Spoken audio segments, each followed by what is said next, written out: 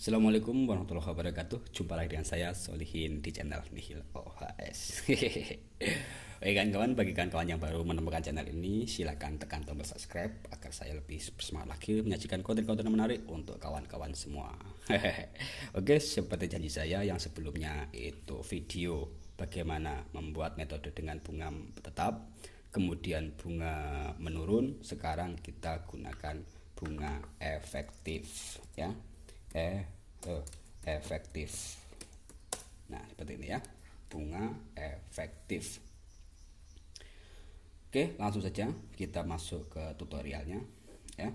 Oh iya, sebelumnya bagi yang belum belum menonton video sebelumnya, di sini saya terangkan ya. Jangan diperdebatkan masalah bunga, ya. Silakan gunakan bunga bagi yang menggunakan bunga, atau jika tidak silakan tidak, ya. Jangan dikata-katakan haram karena di sini hanya berbagi ilmu saja, ya. Silakan digunakan jika digunakan, dan nggak usah digunakan jika tidak digunakan, ya. Seperti itu. Langsung saja seperti video di sebelumnya, di sini ya kita kasih nama ranknya bunga, kemudian di sini kita kasih nama ranknya jangka waktu, kemudian di sini kita kasih nama ranknya pokok pinjaman, kemudian di sini nama ranknya tanggal pinjaman, ya. Nah, seperti itu. Kemudian di sini ada total bunga.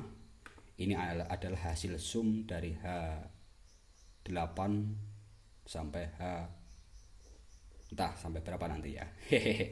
Bisa H1000 atau berapa ya. Misalnya begini. Nah, seperti itu ya. Silakan dikembangkan nantinya. Oke, langsung saja. Oh ya, ini total angsuran, ini berarti pokok pinjaman ditambah total bunga. Nah, seperti itu. Kemudian ya, di sini di D8, ya. Di D8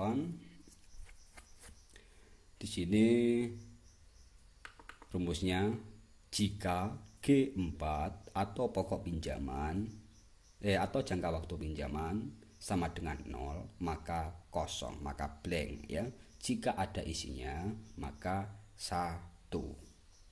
Nah, ya, kita coba di sini kita kosongkan, hapus. Nah, hilang ya.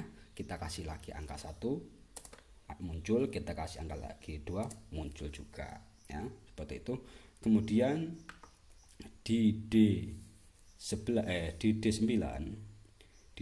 rumusnya jika if D8 sama dengan blank, maka D9 juga blank. Atau jika jangka waktu ini lebih dari D8 atau lebih dari 1, maka di sini D8 ditambah 1, ya. Jadinya 2, ya kan? Atau jika di sini ini sama dengan 1, maka di sini blank. Seperti itu ya.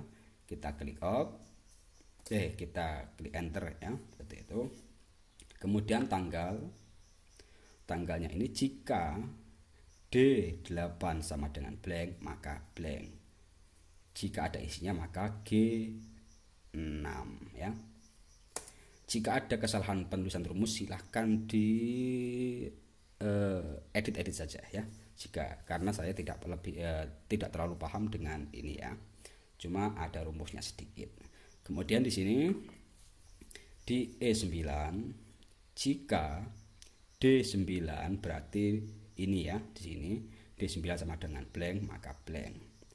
Jika tidak blank atau ada isinya maka edit G6, ya, G6, ya, ditambah D8 ditambah 1.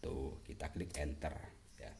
Jadi logikanya jika di ini 0 kosong, maka di sini juga kosong atau blank. Atau jika di sini lebih dari ini, berarti ini ditambah 1 bulannya, ya, bulannya ditambah 1. Jadi dari 12 menjadi 1, dari 2020 menjadi 2021.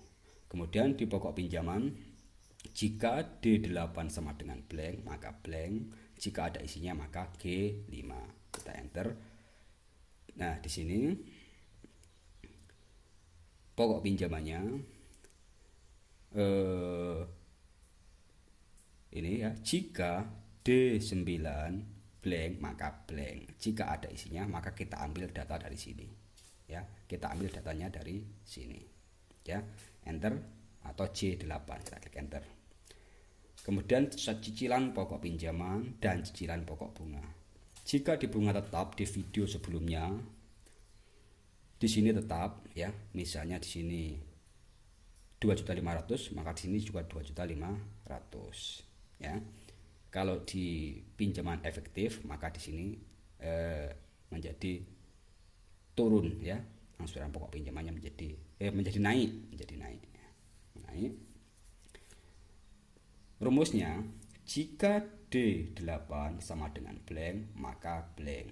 Jika ada isinya, nah di sini ada rumus PPMT ya. PPMT itu apa namanya? Silahkan googling sendiri kawan-kawan ya. PPMT, bunga ini 5% dibagi 12 ya. Dilihat dalam kurungnya ini, dilihat ya, dalam kurungnya dilihat. Jika tidak sama dengan dalam kurungnya maka nanti perhitungannya akan salah. Nah, PPMT bunga dibagi 12 ya. Kemudian D8 1 jangka waktu dikurang pokok pinjaman. Kemudian titik koma 1 ya. Dikurang pokok pinjaman. Kita klik enter. Nah, seperti itu. Rumus atas dan rumus bawah itu sama, silakan copy paste saja ya. Silakan di copy paste saja. Jika di sini D8, di sini menjadi D9 ya. Seperti itu. Kemudian di sini kita pokok di bunga ya, bunga. Di sini rumusnya, kalau tadi menggunakan PPMT, jika di PPMT ya, PPMT, jika di bunga menggunakan IPMT, bukan PPMT tapi IPMT. Seperti tadi rumusnya, cuma di sini diganti IPMT, diganti PPMT jika di sini ya. Sama saja. Bunga dibagi 12, D8 ini ya. Jangka waktunya dikurang pokok pinjaman ya, titik koma 1. Kita klik enter. Rumusnya sama dengan rumus yang atasnya ya, rumusnya sama dengan rumus ini. Silakan di copy paste saja. Nah, perbedaannya PPMT dan IPMT adalah jika di PPMT maka di sini semakin naik ya, di sini angkanya semakin naik. Kalau IPMT maka di sini angkanya semakin turun. Namun angsuran per bulannya tetap ya, angsuran per bulannya tetap. Kemudian rumus yang di sini, jika D8 sama dengan blank maka blank. Jika ada isinya maka G8 ditambah H8. G8 tambah H8 berarti pokok pinjaman dan bunga pinjaman. Kita klik enter. Rumus bawahnya sama dengan rumus atasnya, silahkan di copy paste. Kemudian di sini rumus yang ini, jika D8 sama dengan blank, ini tetap menjadi acuan ya, B ini tetap menjadi acuan. Jika D8 sama dengan blank maka blank. Jika ada isinya maka F8 dikurang G8, F8 dikurang G8. Rumusnya sama dengan rumus atas ya, silahkan di copy paste saja. Kemudian di sini ini rumusnya beda ya, di sini rumusnya beda dengan atasnya ya. Di sini sama jika D9 sama dengan blank maka blank. Jika ada isinya maka ambil J8. Nah, hanya seperti itu yang bisa saya bagikan ya.